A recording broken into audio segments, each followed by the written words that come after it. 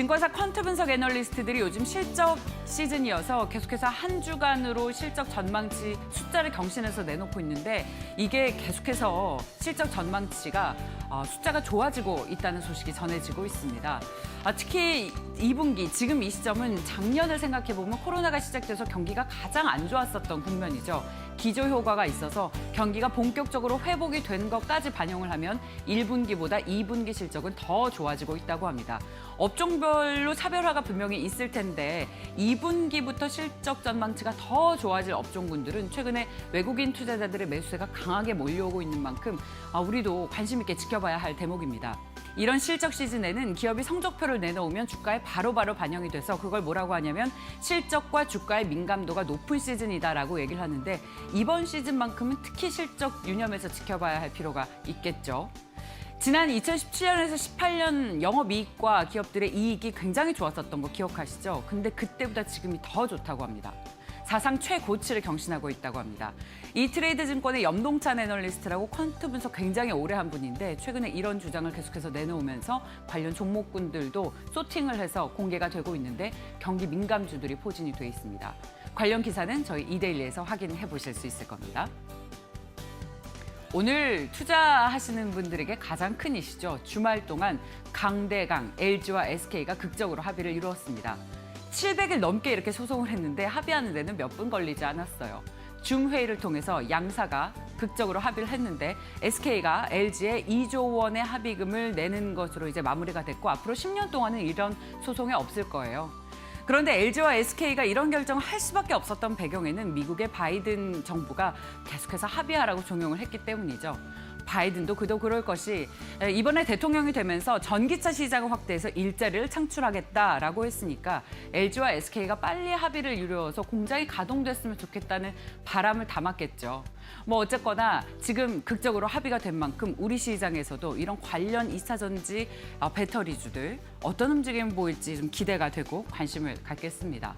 미국과 중국, 일본 시장이 가장 큰데 또 바이든은 중국도 견제를 했어야 했던 만큼 앞으로 우리 시장도 미국에서 공장 가동률을 높일 수 있을지 주목을 하고 있는데요. 증권사들에서는 특히 지금 보고 계시듯이 SK 이노베이션의 기업 가치가 좋아질 것이라는 기대를 대신증권에서 내놓고 있습니다. 이제 SK 조지아 공장에서 전기차 배터리 공급을 돌릴 수 있게 됐죠. 그런 만큼 앞으로 어떤 흐름을 보이게 될지 증권사들의 평가에도 주목을 해보도록 하겠습니다. 자, 다음 소식 보실까요? 세상이 바뀌는 시그널은 늘 예의주시해야 합니다.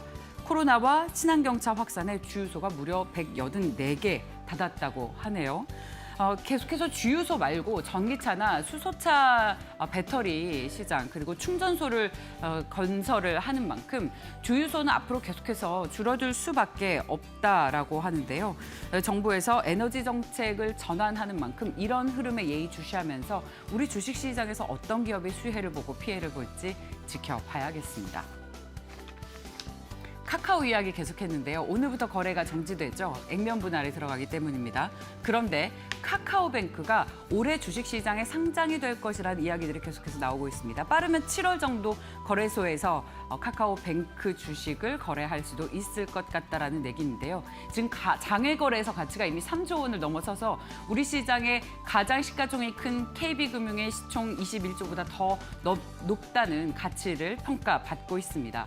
지난해 이익도 굉장히 좋아서 21% 증가했고 영업이익은 무려 800% 넘게 늘어났습니다.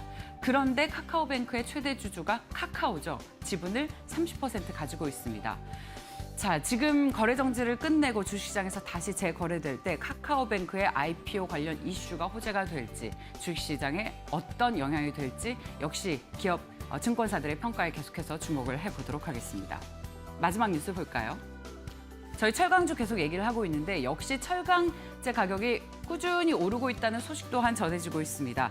열연강판이 13년 만에 무려 톤당 100만 원 돌파했다고 하네요. 자동차와 가전의 소재인 열연강판의 가격이 계속해서 오르고 있는 만큼 우리 시장에 철강주들 관심을 가져보자는 증권사들의 이야기도 계속 들려오고 있습니다. 자, 오늘 저희 VIP 코너에서는 우리 개인 투자자분들께 실질적으로 도움을 드릴 만한 내용이 될 수 있을 겁니다. 슈퍼개미로 여러분들께 잘 알려진 배진환 대표가 나올 텐데요.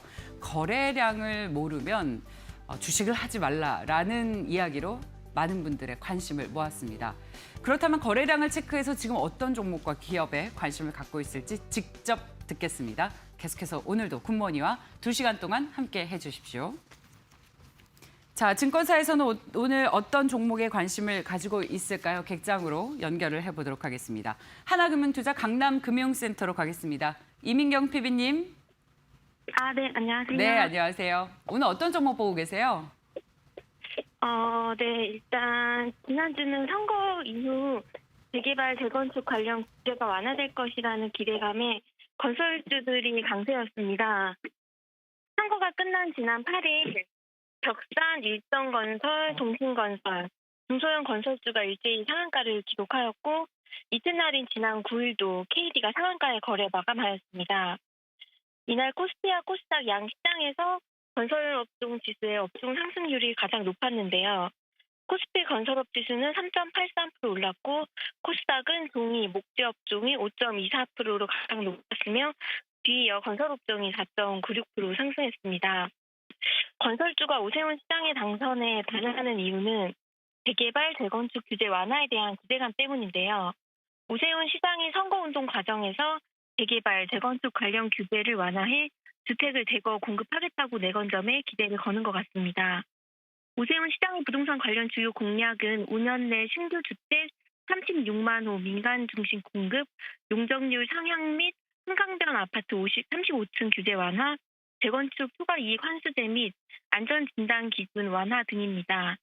보수적으로 적용되어 온 서울시의 주거 관련 정책들이 완화될 것으로 기대되며 정비사업지 규제 완화가 추진되며 서울 지역 정비사업지 공급 물량 증가는 대형 건설사들의 본업인 주택 부문 성장을 뒷받침하는 호재로 작용하여 대형 건설사를 중심으로 건설업종의 수혜가 이어질 것으로 보여집니다.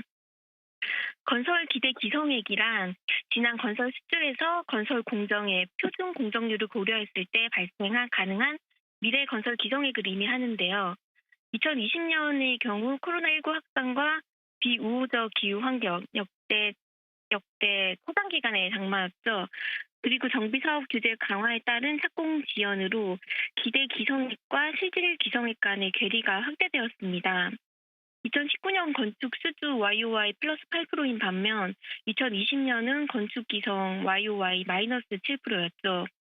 올해는 기대와 실질 기성 간의 괴리 축소와 더불어 신규 착공 증가까지 기대되기에 연내 건설 투자 유의미하게 증가할 것으로 예상해 볼 수 있는데요. 또한 현재 매우 낮은 수준의 주택 미분양이 지속되고 있음을 감안할 시 연내 신규 주택 수주와 건설 기속 모두 긍정적인 전망입니다. 이는 주택사업 중심의 건설 중일 사이클이 보다 장기화될 수 있음을 의미하는데요. 건설 기술의 경우 전년도 이연된 건설 투자를 포함하여 올해는 작년과 달리 가파른 증가세를 보일 것으로 기대됩니다. 건설 투자가 증가하는 구간에서는 건설 업종뿐만 아니라 착공에서 준공으로 이어지는 밸류체인 내 건자재 업종의 투자 매력 또한 상승할 것으로 예상되고 연말 이후 건축 공정 앞단에 투입되는 콘크리트 파일의 물가지수가 가파르게 상승 중인 점 해당 논리에 뒷받침하고 있다고 볼 수 있겠습니다. 이제 본격적으로 기업들의 실적 발표 시즌인데요. 금융 장세에서 실적 장세로 가고 있어서 전체 지수보다는 개별 기업들의 성적이 더 중요한데 건설 업종 중에 탑픽으로는 GS건설, 현대건설, 대우건설 정도 말씀드리겠습니다. GS건설은 인프라, 건축, 주택 신축 판매, 플랜트, 전력 및 해외 종합 건설업 등록 등을 주요 사업으로 하고 있고 종속 사업으로는 부동산, 건설업, 건설 용역업, 임대업 등을 영위하고 있는 건설 기업인데요. 올해는 주택 건축 중심의 건설 투자 증가 예상되며 2년 연속 주택 공급 확대와 더불어 신사업을 통한 체질 개선을 진행 중인 GS건설이 건설 업종 중에는 최선호주가 아닐까 추천드립니다.